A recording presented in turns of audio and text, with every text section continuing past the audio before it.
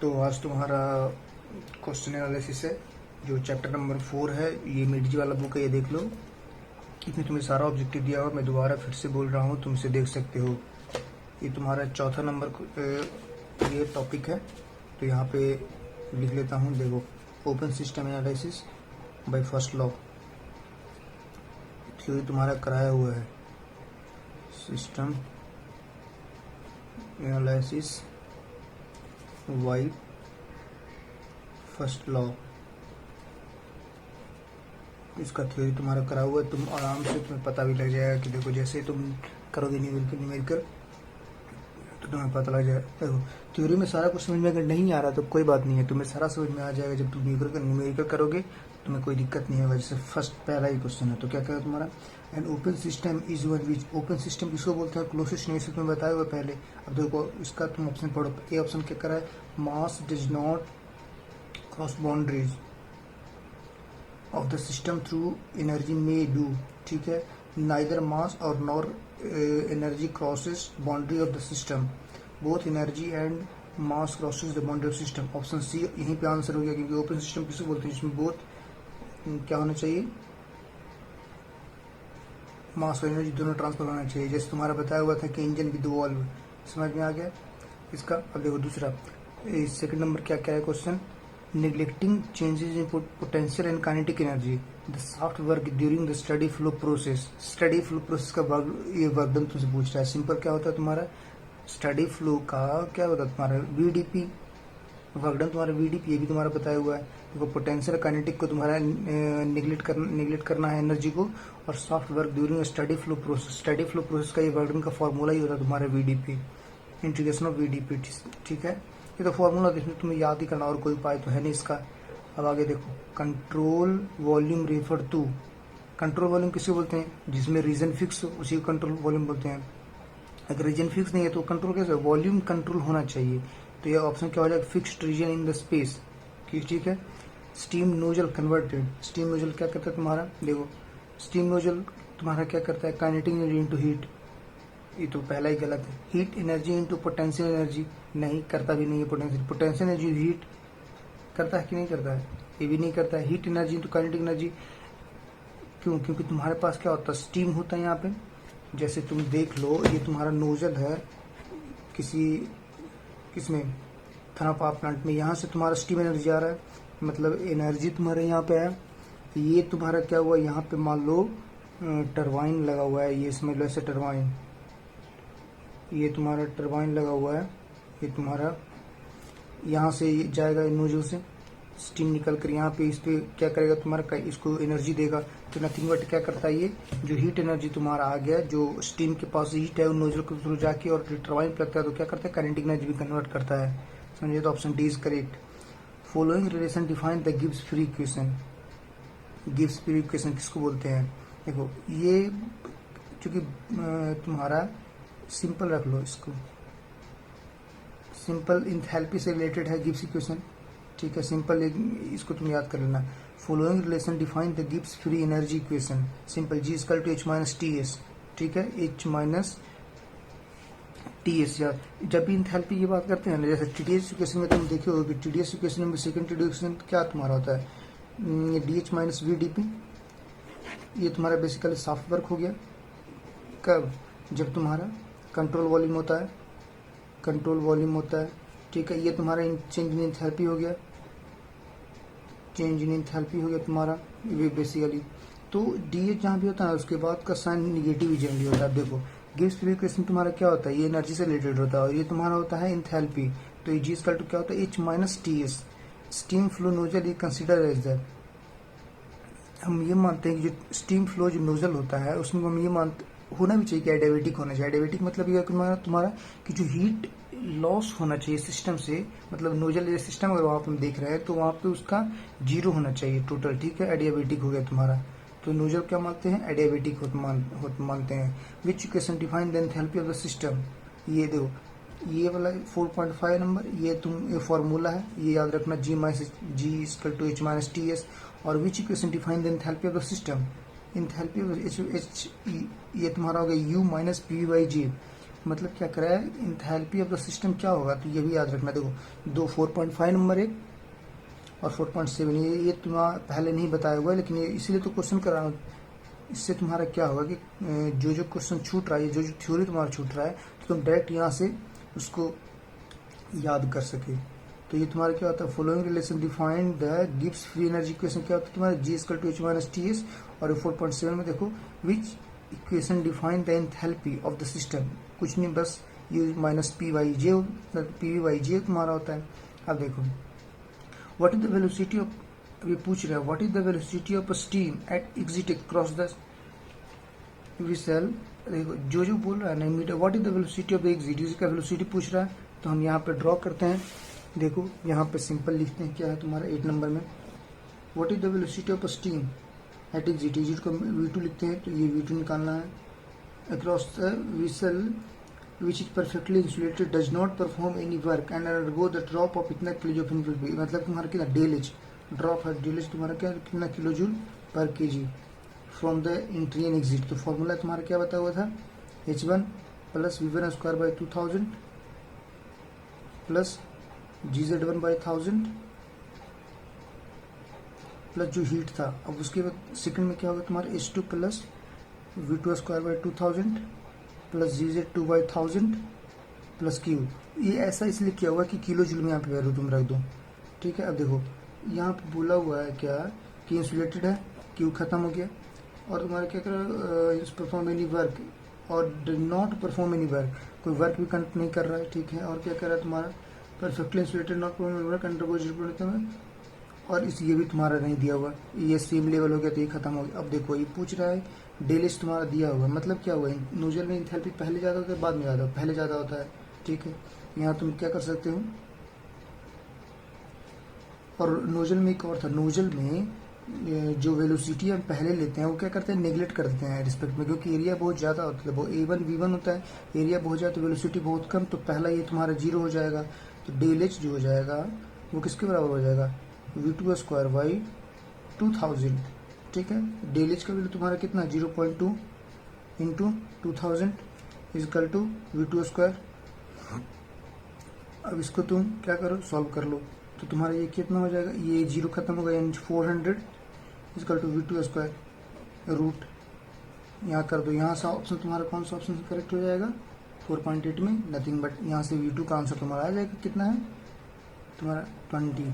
देखो ये फॉर्मूला याद करने से यही हुआ मेरा, ये जो फॉर्मूला बताया मैंने तुम्हें बताया था, इससे याद ये हो कि तुम्हारा कुछ करना ही नहीं, और पहले से ही कन्वर्टेड है, जिसमें क्या करना तुम्हारा V को मीटर/सेकंड में रखना है, और जितना ये H हो गया, Q हो गया, W हो गया, ये सारा वैल्यू को क्या रखना है, किलो जूल पर किस में, केजी में, किलो जूल पर केजी में तुम्हारा सारा वैल्यू यहाँ रखना है, तुम्हारा अपने आप आंसर आ जाएगा। अब देखो 4.9 का तुम देख लो, 4.9 में तुम्हारा क्या बोल रहा है, विच equation represent the steady flow system, इसमें से कौन है जो स्टडी फ्लो सिस्टम कर रहा है, यही पूछ रहा है तुमसे। तो ये भी बहुत आसान है, क्या करा तुम्हारा H1 + जो फॉर्मूला था, देखो इसमें तो ज़्यादा बताने की जरूरत तो है नहीं, देखो H1 + V1² तुम्हारा फॉर्मूला जो था वो तुम जो स्टक रहो, जो मैंने तुम्हें पहले बताया उसको मैच करा लो। क्या था तुम्हारा H1 + V1² / 2000, क्या था H1 + V1² / 2000 plus GZ1/1000 plus Q = H2 plus V2² / 2000 plus GZ1/1000 plus W। अब देखो ये किससे मैच कर रहा है, और जब वर्क डन होगा तो कुछ लॉसेस भी होगा, तो यहाँ पे लॉसेस कर लो। देखो इसमें से कौन कौन सा मैच कर रहा है, देखो ये क्या कर रहा है, H1 + V1² 2G 2Q plus ये plus losses plus work done, ठीक है। उसके बाद तुम देखो,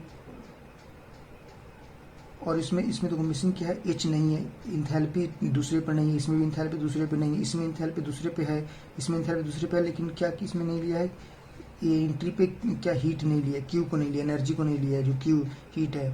तो कौन सा ऑप्शन करेक्ट हो जाएगा, ऑप्शन सी, क्योंकि देखो यही है, इसमें Q भी है लेफ्ट राइट वन साइड में, दूसरी साइड में वर्क भी हो रहा है, ये तुम्हारा एक्चुअल पूछ रहा है वो, समझ लीजिए। अब अगला बात करें तो 10 नंबर तुम देख लो। Which of the following is steady flow energy equation for the boiler. Simple, boiler के लिए तुम्हारा पूछ रहा है कि कौन सा तुम्हारा होगा। तो क्या है तुम्हारा पहला H1 इक्वल टू, नहीं ये तो होगा नहीं। H1 इक्वल टू कैसे हो सकता है, H1 तो ये इक्वल टू हो ही नहीं सकता, H1 प्लस में आएगा ना। तुम्हारा पहला का बताया हुआ क्वेश्चन स्टडी फ्लो में, तो ये भी Q equal to H2 minus H1 boiler की बात कर रहा था, उसमें वेलोसिटी भी आएगा ना।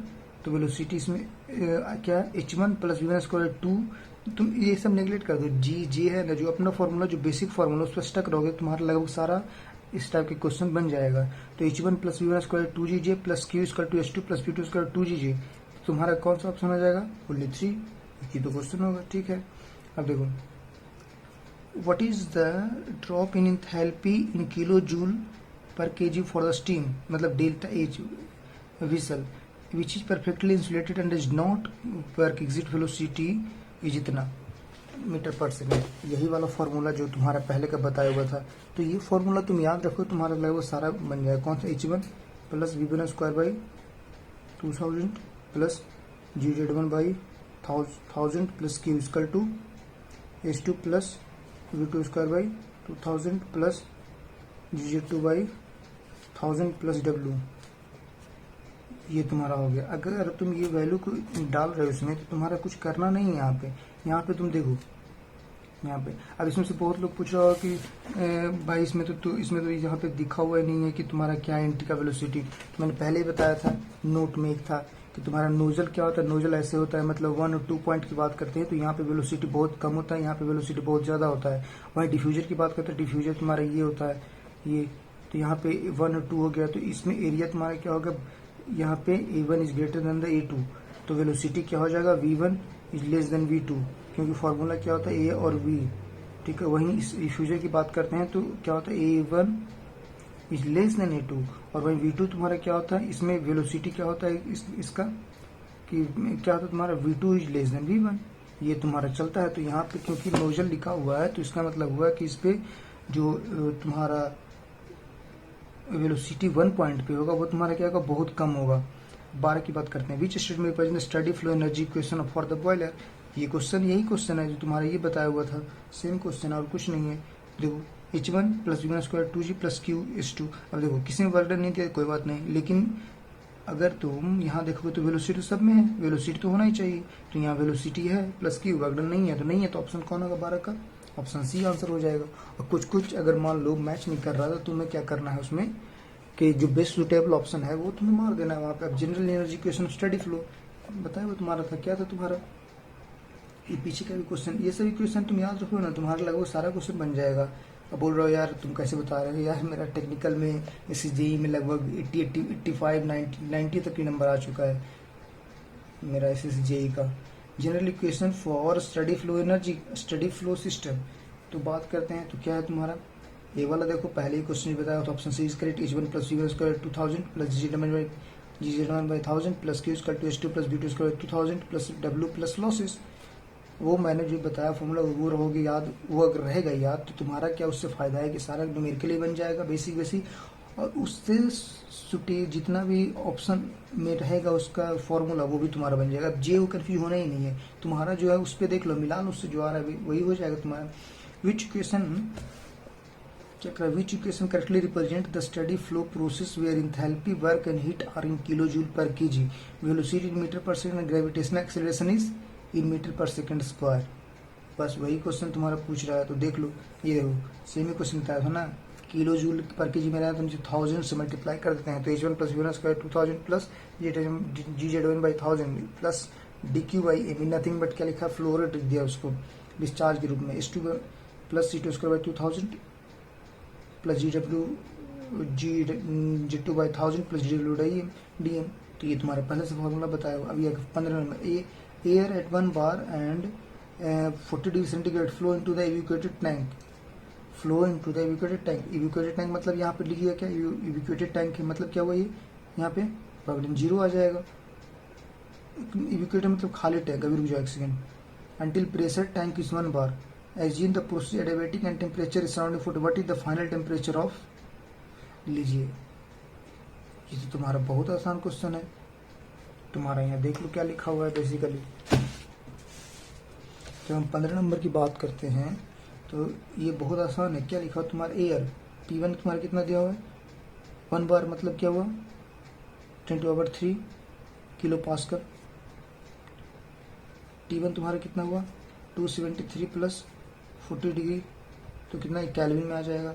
Evacuate until the pressure evacuated until the pressure of tank की, अच्छा एयर 1 बार है तुम्हारा, फ्लो इनटू इवेक्यूएटेड मतलब उसको करवाते हैं ताकि P2 तुम्हारा क्या यहाँ दिया हुआ 1 बार, मतलब क्या हुआ तुम्हारा